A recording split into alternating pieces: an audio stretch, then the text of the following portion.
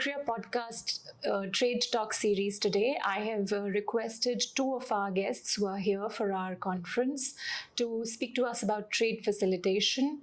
Our guests today are Mr. Tahseen Ahmad Khan, who is member of the Advisory Committee, United Nations Network of Experts for Paperless Trade and Transport in Asia, and Dr. Yann Duval, who's Chief Trade Policy and Facilitation at United Nations UNESCAP. Welcome to the show to both of you. Thank you. Dr. Duval, I want to start by asking you about the CPTA, which is the Cross-Border Paperless Trade in Asia and the Pacific Agreement. What are the kind of benefits that accrue to members who join this treaty, and what is the current status of this agreement in terms of membership, etc.? Okay. Maybe I can spend a few minutes explaining why this agreement exists in the first place. Right? Yes. So the CPTA, the full name of CPTA is a Framework Agreement on Facilitation of Cross-Border Paperless Trade in Asia and the Pacific. So it's a bit of a mouthful. But the history of the treaty is really you can bring it back to when the WTO Trade Facilitation Agreement negotiations were taking place. So it's quite it has been a long process to get to the CPTA. But at the time at the WTO, there was reluctance from quite a number of countries in making very forward-looking commitments on trade facilitation. In particular, many countries were very reluctant in putting anything related to paperless trade in the agreement because they didn't know whether they would have the capability and the capacity to actually implement whatever commitment would be put in the WTO TFA. So this frustrated quite a number of countries that were quite advanced already in terms of trade digitalization, paperless trade in the Asia-Pacific region. And we thought, okay, we are already digitalizing all our processes at the national level. So we would like to have a framework that would really be dedicated to accelerating trade digitalization. And so since they could not get this through at the WTO at the time, they decided, okay, why don't we do it with the UN? So they came to the UN and they started to ask for a feasibility study for such an agreement. And a feasibility study was actually conducted and by Indian customs and officials, in fact. And the conclusion after, I think, 2 years of work is that, yes, it was feasible to negotiate a treaty on cross-border paperless trade facilitation. And it was a good idea to do that. And really the idea of the treaty is to enable and to focus on the electronic exchange of data and documents, not within a country, because most of them are working on that, but across country. So the big issue, and it's still a bottleneck today, is how can you achieve legal recognition of the electronic data and documents that you have in one country in the partner country? And it's very important because if you want international trade, at least involve two countries and agencies and stakeholders in both countries. So if you don't have, if the electronic data and documents in one country is not recognized in the other country, you you don't really facilitate trade. And so because of this, there was nothing out there that was enabling this. So that's why the treaty was created with a lot of support from the private sector. Actually, who's the one who raised the issue is to specifically address this cross-border recognition of trade data and documents between countries. So now what are the benefits of the framework agreement? Is if the framework agreement plays its role, which is to bring all the countries, or as many countries as possible, to come up with solutions for legal recognition of trade data and documents across borders and enabling exchange. The main benefit would be a cost reduction. Significant cost reduction. And our studies have shown that trade cost reduction, depending on the country, right, can range from anywhere between 10% to 60% in some countries. And it all depends on how advanced the country is in already having the system in place for paperless trade and cross-border paperless trade.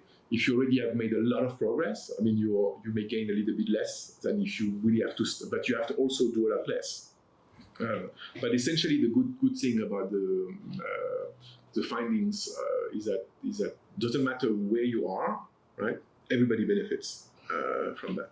Private sector benefits and government benefits because when you digitalize trade procedures, not only you reduce trade costs for the private sector, but you also increase ability of government to ensure compliance with all the rules and procedures. And because international trade is becoming much more complicated than before, now you have environmental consideration coming in, now you've got geopolitical consideration coming in. So a lot of countries are putting new trade rules or non-tariff measures on top of everything. With every non-tariff measure, a new procedure come online, right? And so if you digitalize all those procedures, you can keep the trade costs low and at the same time achieve compliance with even relatively complex and increasingly complex, I must say, regulations. Mr. Khan, we know that India is fairly advanced in terms of digitalizing government procedures, also custom procedures. What is the status in India of first trade facilitation through digitalization and then also joining the agreement? I will give you 1 minute, 2 minute input as to what is a necessity for a country to comply to for doing cross-border paperless trade. I'm not talking in terms of meeting the requirement of participating in the CPTA. CPTA, anybody can participate, and is progressively they can be part of the system and move forward. So, I believe there are no binding commitments. There is no binding. Yeah. That's what I am trying to say. Yeah. That if India has to participate in this, it is not necessary that you should be at level X that you can participate. You can, any level you can start participating, learn in the process and move forward. So far as, as Dr. Yann has said, that a lot happening within a country. In Asia Pacific, many of the countries have reached a stage that they have automated their systems within the country, that they are able to do electronically all the transactions for facilitating trade within the country. But when it comes to cross-border, and you have to talk to somebody outside the country, then you'll have to meet certain standards for talking to them, because you can't speak Greek and somebody Latin. It will not happen. It's a bit like SWIFT, no? Yes. For financial and bank transfers. SWIFT is something. I mean, I'm just giving an example. But SWIFT is not a right example for that. but the example could be that if I am sending you a document which is in Hindi, Indian document, and it goes to somebody in France, either there should be a translator in between which converts it to their language, or vice versa. I mean, same way, if it is computer to computer interactions, then it should meet certain technical standards. At the same time, you should be compliant for the purpose of legal requirements at both the ends. Because if there is a dispute, how it will be resolved, and so on and so forth. So meaning thereby, technical and legal compatibility is the necessity. Now I'm coming to where India stands. India is technically competent. We know that we not only develop our systems, but we develop systems across the globe. So technically we are sound. And we have systems which can do this. And legally we are ready, in the sense that our legal framework, the IT Act of this country, is framed in such a manner that it meets the requirement for transacting the business electronically. The only thing which we were not ready when quite some few years back was that we didn't have a window for accepting an electronic document originating from other country and vice versa. That amendment also took place few years back. So now we are totally compliant. And that, so for that matter, even if somebody is looking forward that whether we are ready to do this. Yes, we are ready. Even if we are not ready, you can be part of CPTA, but we are fully ready to participate. Why we should participate? Your second question is necessary, that we cannot do many of the things like mutual recognition with trading partners XYZ. That is a long drawn process, and which perhaps a framework agreement can support better. When we started, we signed an agreement with Korea for mutually recognizing each other's electronic document. But then we realized that if you have to sign it with all our trading partners, it will be a very difficult path. So it's easier to sit in CPTA like arrangement where everybody is with the same mindset and we can push it through. So that is the stage we are. Do we do paperless trade at all with any countries at the moment, or? Yes.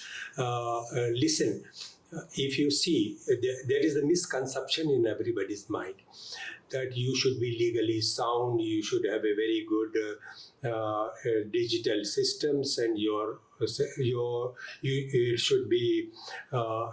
have a very good system for digitally signing a document and securing the document and so on and so forth. But there is a study, international study, which says that about 80 to 85% of the documents do not need such kind of respect.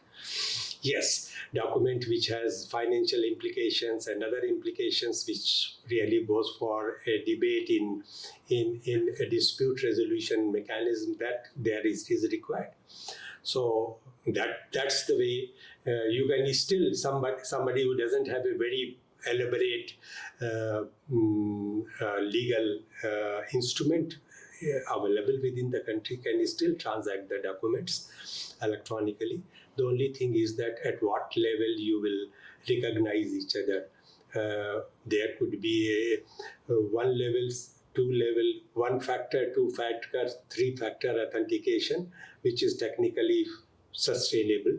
And how your trading partner will look into it, respect it. If there is an agreement between 2 trading partners, then perhaps this is the way business is transacted on paper also, not necessarily that way. So it's there. How many countries have joined, Dr. So to date, 15 countries are already parties. The last one who joined is actually Thailand. We are in November, right? So in the last month now, on 17 October 2025, they became the 15th party. And so what's interesting is that the range of countries that are party to this.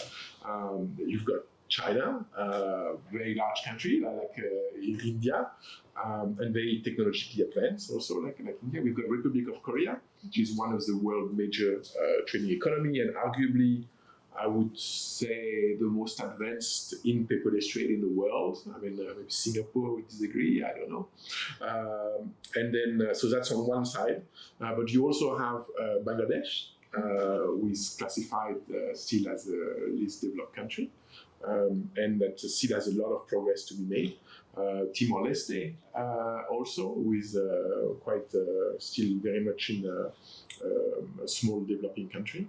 And so just to tell you that there is really a big range of countries, and like Mr. Khan was saying, it's you don't have to have implemented everything in order to be part of the treaty. Actually, it's counterproductive. The best is to join the treaty as soon as possible, because the benefit of the treaty is to bring all the countries who want to make progress on paperless trade to exchange information on how they're doing this and what solutions are available, and then come up with the solutions that can be applicable and appropriate for everyone as much as possible, and also selecting the standards that could be used to develop the solution, both the legal standards and technical standards. If your countries wait until they've implemented cross-border preparation to join the treaty, essentially they are losing a lot of the benefits from it. So from India perspective, I think it's very important that India join as soon as possible. But one of the main benefits I see from India actually at this stage is because India has been doing so much on digitalization, paperless trade, and we have a very, very active IT sector, right? And so bring to the table this IT sector, those solutions that you've developed already nationally, because you're such a big country, your national solution may be relevant for the entire region, right? I mean, can be covered. And so bring all of this to all the meetings as a party to the treaty and promote those as for adoption to the entire membership. And again, I mean, as Mr. Khan mentioned, if you try to do agreement bilaterally, I mean, it's possible to do, right? But it's very inefficient. So you can still do some bilaterally, but why not join a multilateral platform where you have a chance to come up with a template where you can make agreements with many countries at the same time, using the similar harmonized way of doing it. So that's some of the benefits, I think. That's certainly advantages to standardization. Mr. Khan, how soon do you think India can join? If I have to take a decision, I should have done it yesterday. Why? Because I see a lot of advantage. Yann has mentioned about India, IT and IT-enabled sector, developing systems for everyone. So this is an opportunity. Not only that opportunity that you are able to reduce your trade cost by doing this electronically, but also that you get so much of business out of this exercise, because you are leader in developing IT-enabled systems for the entire globe. You are present everywhere, so why not to? I think this is win-win situation for CPTA as a whole, that you have somebody who has the technical know-how, legal know-how to do systems which can do your domestic systems electronically and cross-border electronically. So they will be not only be doing a developing system for India, but for other member states, and it will be a win-win situation. So I would, and I find that the prerequisite, if at all somebody feels that I should be ready to some level of performance, then only I should do it. I don't agree with that one. But even if I agree for that, we are ready more than that minimum performance level. So we can do it even yesterday, not today. I expect it will be done quickly. Thank you to both of you. Thank you so much. Thank you.